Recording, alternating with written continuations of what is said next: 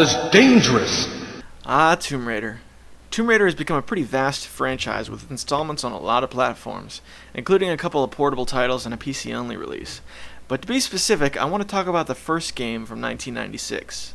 Now, I have to say that I'm a sucker for the mid-90s 3D games. Some would argue that 3D games don't age well, but I think those games hit a fine line, where the games were taking that first step towards 3D sophistication, but they still looked like games.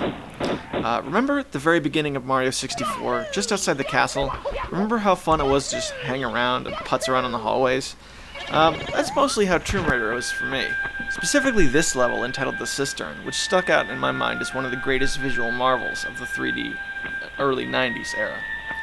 Gameplay-wise, Tomb Raider stuck out in that it was focused mostly on puzzles. Yes, Lara wielded two pistols, and there were plenty of shootouts, but the focus on the game was to explore your surroundings and find the way out. The biggest complaint I've heard about this game is the platforming mechanics, and yeah, learning the moves can be a bit difficult at first.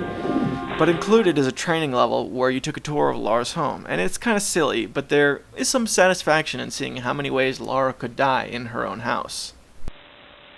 Run up. Run.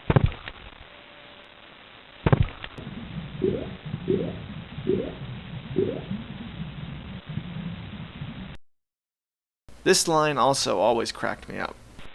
But press right, and I'll shimmy sideways until there is room. And while we're on the subject of death, that's another thing about Tomb Raider that I always enjoyed. Dying on the PS1 was always a pain since you had to wait for the game to load up again. But the animations for the different deaths were awesome.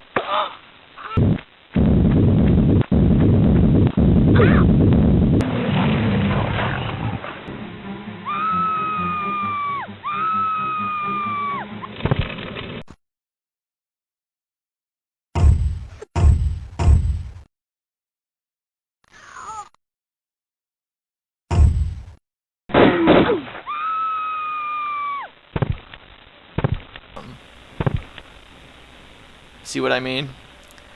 The Tomb Raider franchise has changed a lot since this game, but this game came from a time before Tomb Raider was over-sexualized.